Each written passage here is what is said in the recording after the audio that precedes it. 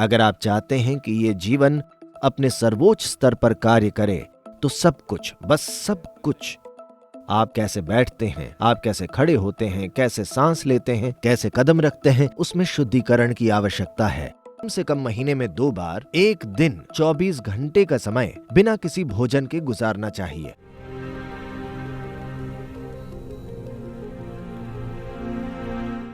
तो खास तौर से आप में से वो लोग जो आध्यात्मिक उन्नति के इच्छुक हैं, आपको एक अच्छी प्रणाली की जरूरत है। एक अच्छी प्रणाली का अर्थ है कम से कम मात्रा में घर्षण। कम से कम घर्षण, कुछ भी इकट्ठा नहीं करना, सब कुछ साफ है। अब ये सहजता और सरलता से काम करता है। हम जो कुछ भी इससे करना चाहते हैं वो करना आसान हो जाता है। पर आज कई तरीकों से विचार में, भावना में, यहां तक कि मौखिक शुद्धता भी नहीं है। इसे वाक शुद्धि कहा जाता है, जहां इस देश में इस बात को बहुत बड़ा महत्व दिया गया कि आप किस तरह की ध्वनि का उच्चारण करते हैं और किस भावना से करते हैं। इससे आप अपने जीवन में चीजों को स्थापित कर सकते हैं। इस अर्थ में अगर मैं फूल कहता हूं तो फूल की सुगंध एक जीवित सच्चाई बन जाती है। असल में ऐसा होगा। पर आप में से जो लोग शिट शिट कहते हैं, You're doing this to yourself, just know this. आप ये खुद के साथ कर रहे हैं, ये जान लीजिए। आपके मन में, आपके शब्दों में जो ध्वनियां आप उच्चारित करते हैं और सुनते हैं, और अपने लिए और आसपास के सभी लोगों के लिए आप जिस तरह का वातावरण बनाते हैं, ये सब चीजें महत्वपूर्ण हैं। अरे ये सब क्या है, किसी ने मुझे ये नहीं बताया। जिन शब्दों को आप बोलते हैं, जो शब्द आप सुनते हैं, ध्वनियां, आप किस तरह की ध्वनियों का उच्चारण करते हैं, ये बहुत महत्वपूर्ण है। अगर आप इसका सही उच्चारण करते हैं, जैसा कि मैंने कहा, अगर आप फूल कहते हैं तो खुशबू आनी चाहिए, क्योंकि नाद में उतनी शक्ति होती है अगर आपको पता हो कि इसे कैसे इस्तेमाल करना है। देखिए, अगर आप सिर्फ काम पर जाकर वापस आना चाहते हैं, काम का वास्तव में मतलब है जीविका कमाना और वापस आना। उसके बाद किसी बिगड़ी हुई चीज से आप वहां ड्राइव करके वापस आ सकते हैं या एक साइकिल पर जाकर वापस आ सकते हैं। अब अचानक आप एक दौड़ में शामिल होना चाहते हैं। अब मशीन के हर एक सूक्ष्म मिलीमीटर को बार बार, कई बार देखा जाता है और बार बार शुद्ध किया जाता है। ये इसी तरह है। अगर आप चाहते हैं कि ये जीवन अपने सर्वोच्च स्तर पर कार्य करे तो सब कुछ, बस सब कुछ, आप कैसे बैठते हैं, आप कैसे खड़े होते हैं, कैसे सांस लेते हैं, कैसे कदम रखते हैं, उसमें शुद्धिकरण की आवश्यकता है, वरना ये उस तरह काम नहीं करेगा। जब आप साधना कर रहे होते हैं तो ये महत्वपूर्ण है कि आप कुछ ऐसा खाएं जो आपके भीतर चिपके नहीं, ये निकल जाना चाहिए। जब उसका काम पूरा हो जाए, उसका एक कण भी अंदर नहीं रहना चाहिए, उसे बाहर निकलना चाहिए। तो आप खुद को कैसे शुद्ध करते हैं? एक सरल चीज है, कम से कम महीने में 2 बार, एक दिन 24 घंटे का समय बिना किसी भोजन के गुजारना चाहिए।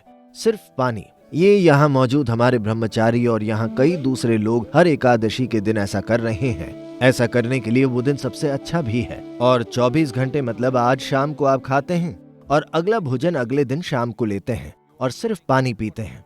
अगर आप शुरू में बहुत थका हुआ महसूस करते हैं तो कुछ समय बाद ये ठीक हो जाएगा। अगर आप पर्याप्त साधना करते हैं तो ये एक समस्या नहीं होगी। इसके अलावा अगर आप थका हुआ महसूस करते हैं तो आप उसमें एक नींबू निचोड़ सकते हैं और आप उसमें एक चम्मच शहद भी मिला सकते हैं। यह आपको चालू रखेगा। महीने में 2 बार ऐसा करना और नियमित रूप से अपनी साधना करना सुनिश्चित करेगा कि शरीर साफ है। लेकिन शुद्धता पर आने का सबसे सरल तरीका है आनंद की अवस्था में होना।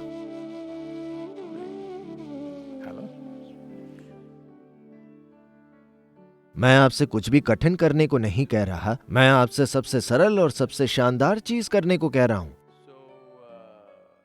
तो ये एक सरल तरीका है, क्योंकि आज हमें कोई वैज्ञानिक साक्ष्य नहीं चाहिए, प्रयोगशाला विज्ञान का साक्ष्य। पर आज विज्ञान के प्रयोगात्मक साक्ष्य भी हैं कि जब आप आनंद में होते हैं, जब आपका अनुभव मधुर होता है, तब शरीर की क्रियाएं कैसी होती हैं, ये किस तरह काम करता है, कैसे ये रासायनिक रूप से बहुत शुद्ध हो जाता है। क्योंकि मानवीय अनुभव कई तरीकों से आपकी केमिस्ट्री में आधारित है।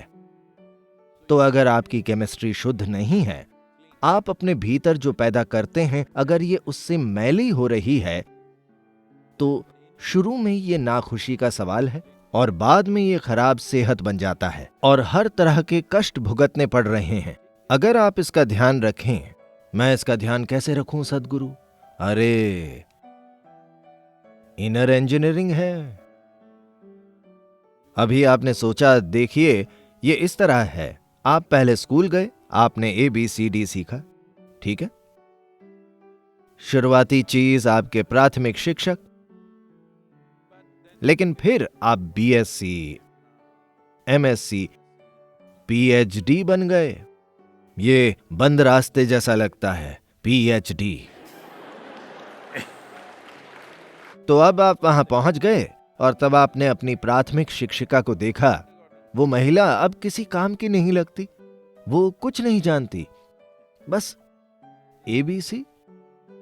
मान लीजिए आप भूल गए कि उसने आपको क्या सिखाया था और फिर आप PhD कैसे कहेंगे?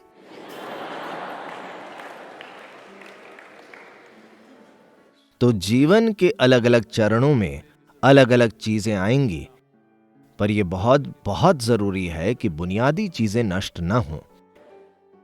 अगर आप ABC भूल गए तो कोई PhD नहीं, है ना? यह ऐसी ही चीज है। तो इनर इंजीनियरिंग के 5 पहलू खुद को एक क्रैश कोर्स कैसे दें? अगर आपको दिन में 1 बार इसकी जरूरत है तो 1 बार करिए, अगर 2 बार इसकी जरूरत है तो 2 बार कीजिए, अगर आपको 24 बार जरूरत है तो 24 बार कीजिए, अगर 24,000 बार जरूरत है तो 24,000 बार कीजिए। खुद को इनर इंजीनियरिंग के 5 बुनियादी सिद्धांतों की याद दिलाइए। आनंद में रहने का ये एक सरल तरीका है।